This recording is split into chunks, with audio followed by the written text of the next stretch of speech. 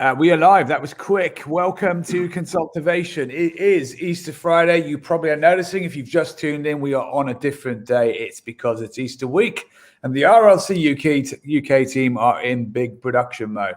So welcome back to Kevin, who is, I have to do the preamble, Kevin, the president of RLC Los Angeles. Doesn't it sound good, Eric Swick, when you say Los Angeles? Yeah, he's also our VP of RLC Consult, our advisory training program. And we've also got our business strategist back, our resident guy on the show, Mr. Swick from Swick Business Strategies. Eric, good to have you, sir. Yeah, it's good to be back. Although where I was last week was fun too, because I was on vacation. You were in Mexico, is that correct? Yeah, good old Mexico. It was beautiful. What was it like down there with COVID and stuff?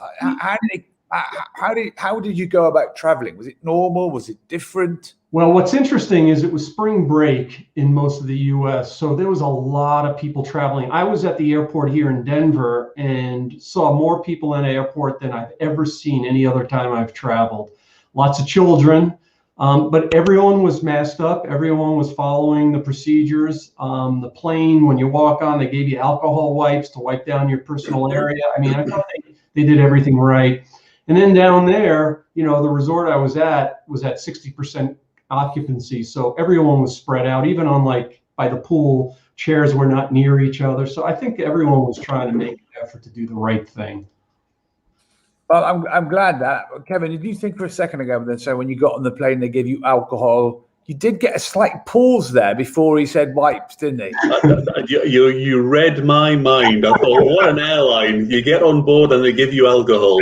It's funny. Fantastic. It's funny you say that because they were not serving any alcohol on the plane. And I got a questionnaire from United and I complained. That was the one thing that I made a complaint about. That Good man. I'm with you 100%.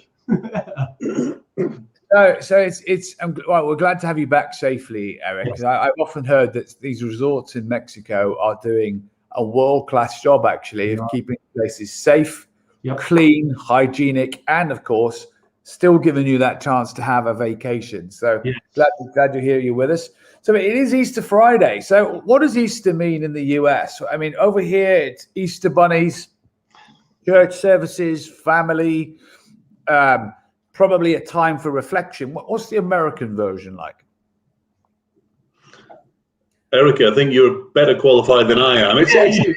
It seems to be like another weekend in LA. So it's interesting that you're asking me this question because I am Jewish, but my wife is Catholic. So we celebrate all holidays.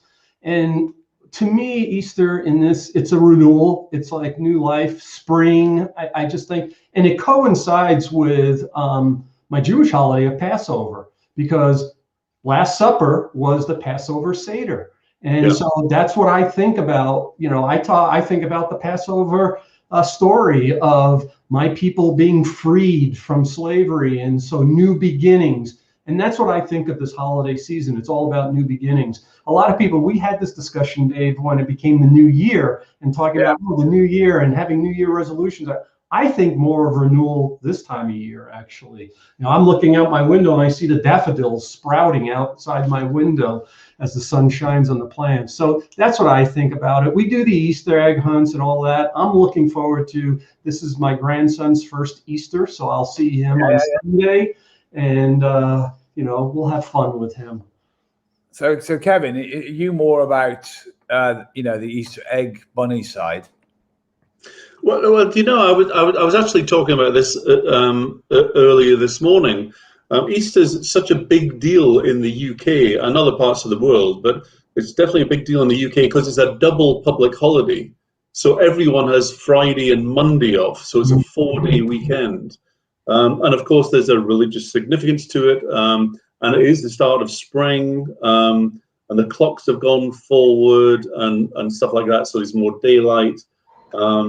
So it's a definite stake in the ground for kind of moving on. But over here, I mean, LA is maybe not the best example, but no one really takes time off. It's not a bank holiday weekend. It does have that religious significance for those who want to know that. But it's sort of situation as normal. I think, you know, if I, you know, for example, if I spoke to my clients and said, "Oh, you probably don't want me to call on Friday because it's Good Friday," they would kind of say, "What? Yeah, you know, it's just another day." It's interesting, isn't it? Because most of the people we were talking to in the UK this week said, "Well, what are you up to on Friday?" And actually, the answer is exactly what you just described. Well, we're talking to our American friends, and we've got work to do. And so there's that fine balance. Whereas, you know, I'm not complaining. I do take off, you know, President's Day and other stuff that you do in the US because it suits me, Eric. Right? So Yes, why not? there's a trade here. Although I must get better at it and take all of the days off.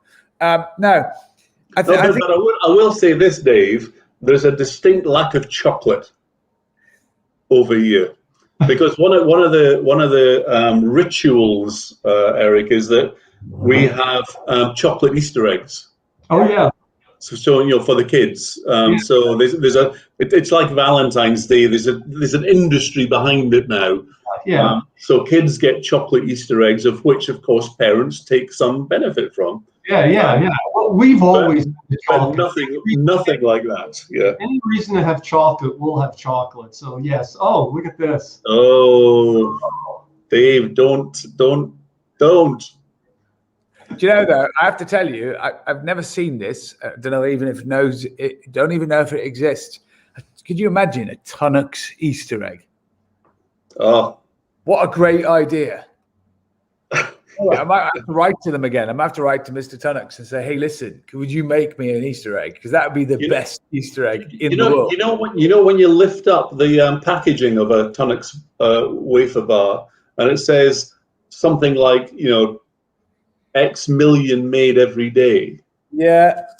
I don't know what the number is now, but I remember when it was like 2 million. Huh. Let's reveal this live on Consultervation. Those of you who are listening, Consultervation is about consultants and friends getting together from RLC to talk about business issues around the world. Here is an important issue. Kevin, it's 6 million. 6 million. I mean, 6 million. In my lifetime, it's tripled. Yeah. And you've done your part to help? Of course. There's another interesting fact with Tunnocks that you can actually take the amount that are made, and you can go the length of Scotland, the length of Britain with them. You know, literally one bar at a time. It's quite impressive every year. Anyway, so we're talking about Easter. We're talking about a time. I love what you said, Kevin. It is a time for reflection. It is a time for optimism as well, I think. So optimism in the sense of, you know, the rest of the year is coming, and a chance really to just catch our breaths before we get heavily into the year. And with that in mind today, I'd like us to talk about a really massive subject for about 20 minutes. And that is about the power of our beliefs in, you know, personally and in businesses. And, you know, from your guys' perspective, how important are beliefs? I think it's really important. You know, I look back at my career and I had beliefs that weren't upfront to me. I ran on a set of beliefs that were kind of unconscious, bias beliefs, and I wish somebody had taken me by the scruff of the neck and say, "You do this because you believe in this." Yeah. And I think that gives you impetus. I think it gives you direction. I think it gives you energy. And I spend with my coaching clients, I spend a lot of time invisibly talking about beliefs. So why are you doing this? Yeah. You know, what's motivating you to do this? And once you get people, you know, switched onto it all, it is hugely energizing. I totally agree with you. And Eric, I find that most people talk about these two words. And what interests me, right, is you'll see a leader or a company owner talking about attitude and behavior, right? But what they're asking of the actual person is to change a belief set. But instead of talking about the belief set, they talk about an attitude change. And it's like, if I say to you, Kevin, I want you to change, I'd love it if you could change your attitude, please. And you're going, well, I want to, but I have no idea how until I deal with beliefs. Yeah. What do you think, Eric? Yeah, a couple of things. First of all, I think a lot of the beliefs that I have, it all stems from my raising and how I was raised, and the environment I grew up in. I think it had a big influence. I think other people have an influence where, because of maybe they didn't have a great childhood or raising, and I've talked to people like that their beliefs are formed because they don't want to be like that, and it's just the opposite of what they grew up with. But I think it all starts at a young age. The other thing that I think about when you talk about these things is I think about mindset, because I think your mindset is really shaped by your beliefs, right? And what you were just talking about, being able to change that, I think you're able to change it. It's not just you can't will it on someone. You have to work with them, and there's ways and tools and techniques that we've learned through RLC to help people with. If you're not getting the results you want, then maybe it's because of some of those beliefs that you have, or your attitude that needs maybe some adjustment. I often find that your point is so on the money that we often as owners or leaders look at people and the work they do, and you might find yourself frustrated. Why is it not progressing quick enough? Why isn't somebody grasping something? Why is the performance not quite where we would like it to be? And do you know what I find it often is? We just haven't cemented the belief, or the why part of the belief. This part's important. So the person's probably got their own things they're trying to do better. Yeah. And that lack of commitment that you might be seeing and what you've asked for is you haven't done the belief work. They're not aligned with you. Yeah. I think that happens many more times than you think. And to me, a danger or a warning flag is the fact that millennials, more than 50% of the working population nowadays, they are strongly about belief. I come to work, and it's not just a 9-to-5 job to me. I want to believe in something. Yep. So just talking about attitude and kind of, shape up or ship out sort of thing doesn't work for them. They want to believe in something that the firm is doing. They want to believe in the direction and the goodness of the firm, and that makes them stick. And so that makes them more productive, and so on and so forth. But if you don't have that belief there, that things fall apart.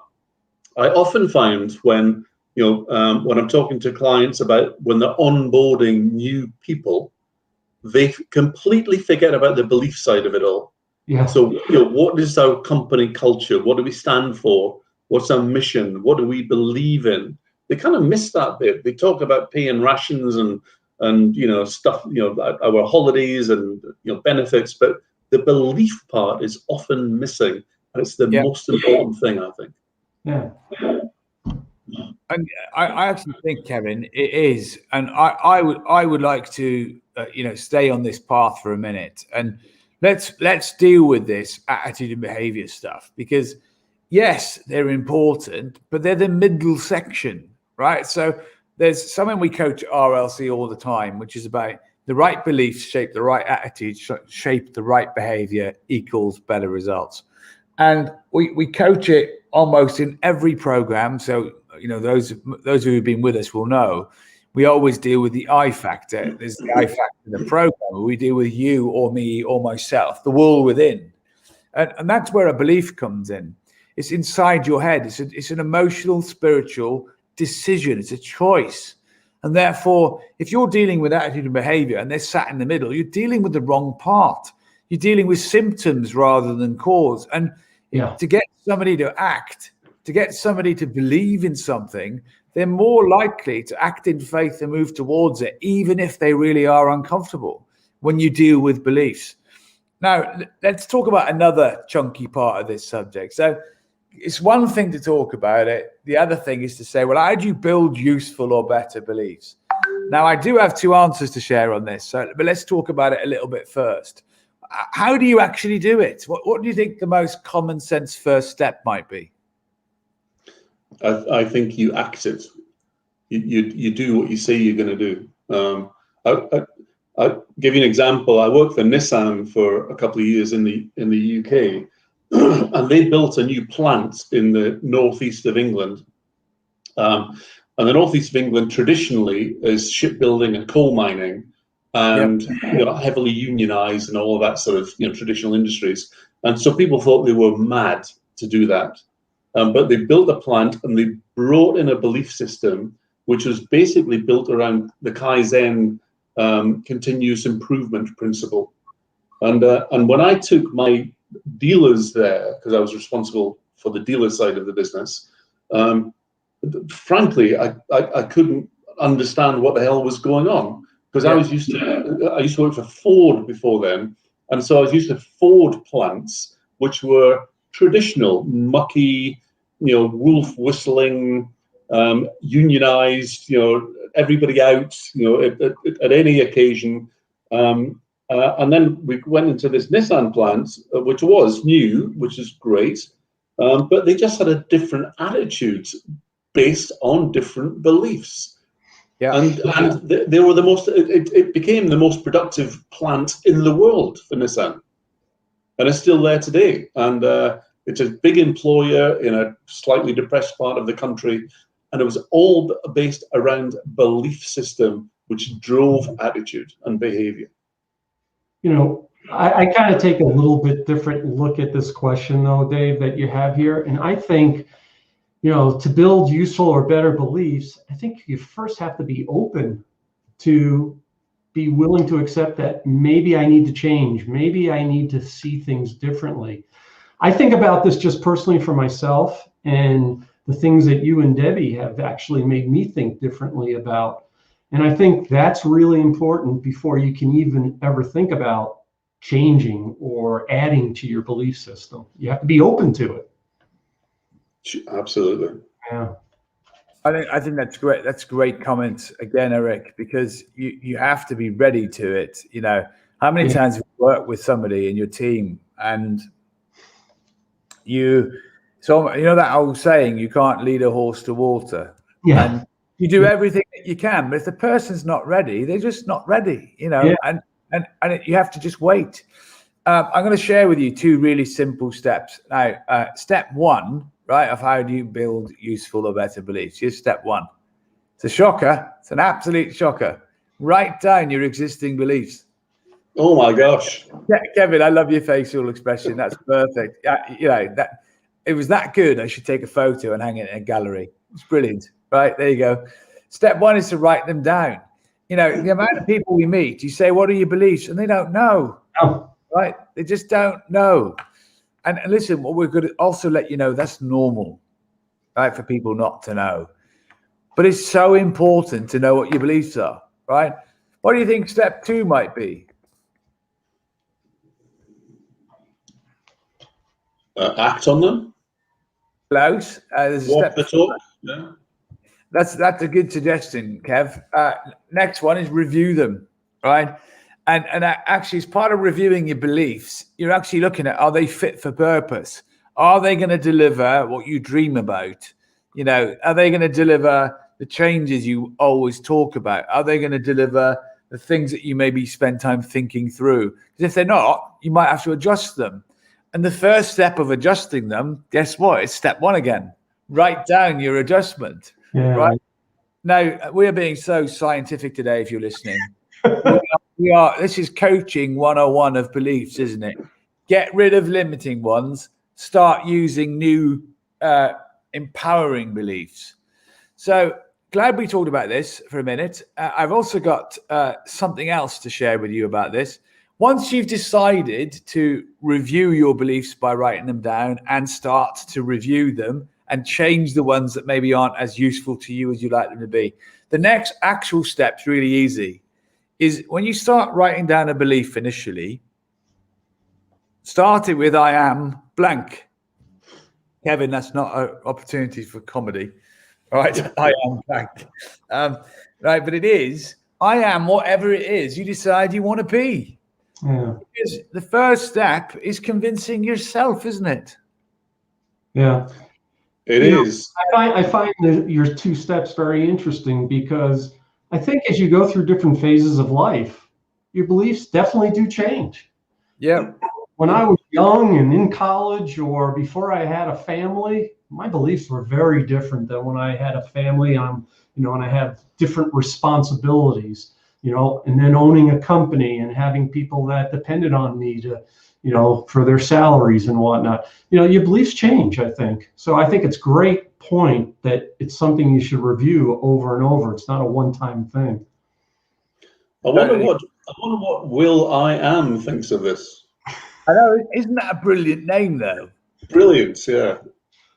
It's absolutely brilliant because you're preloaded with a good attitude, right? Now, Exactly, yeah.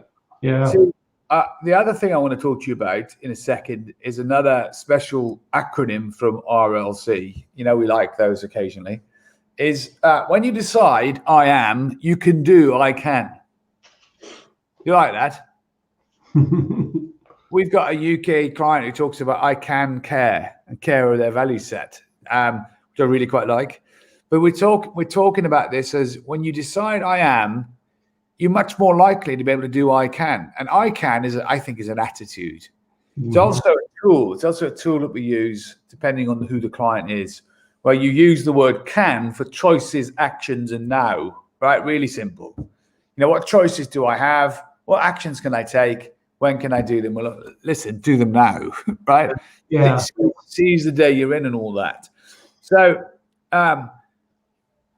what is an I am that's important to you, Kevin and Eric? I am, etc. Right? A few episodes ago, I talked about being an energist and an ultimist. 2 words I invented for myself. But what is an I am to you? Well, to me, the first one that comes to my mind is I am compassionate. Yeah.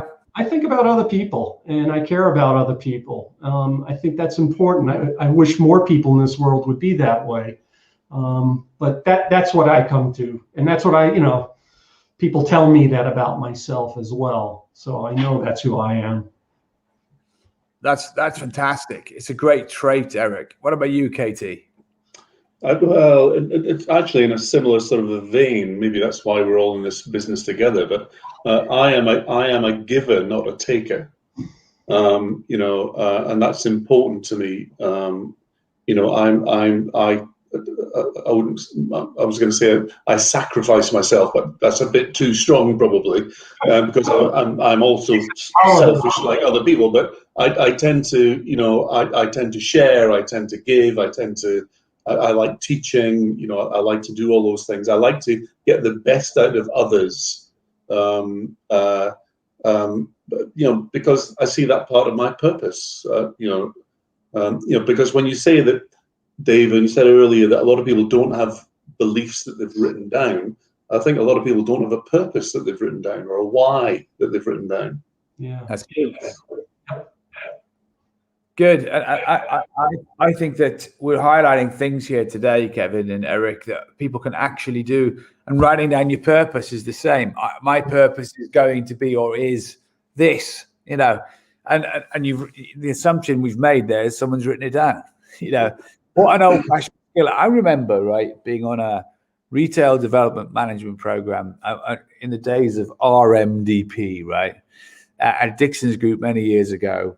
And this trainer stood in front of the room and said the following sentence: if you write down a goal, you're much more likely to attain it. And I'm listening to this going, yeah, sarcastic, senior manager going, yeah.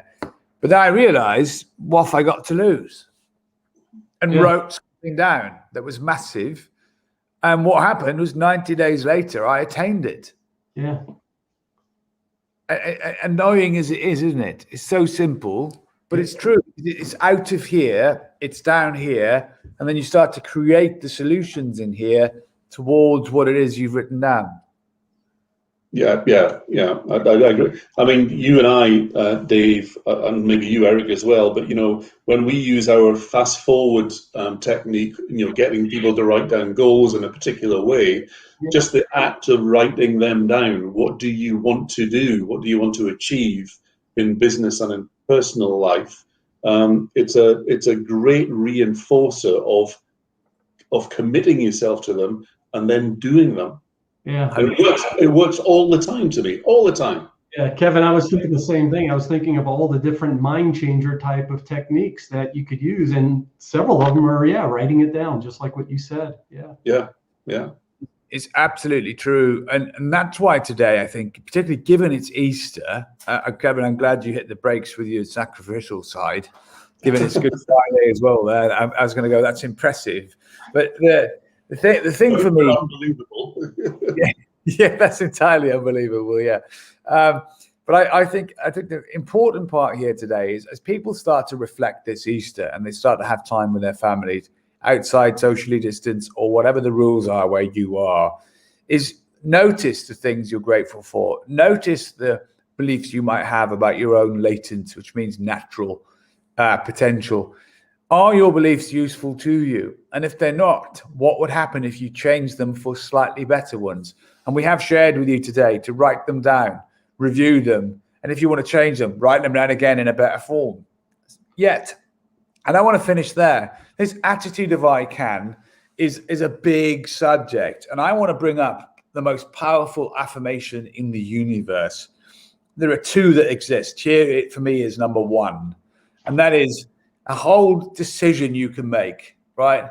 That says, I am whole, perfect, strong, powerful, loving, harmonious, and happy, right?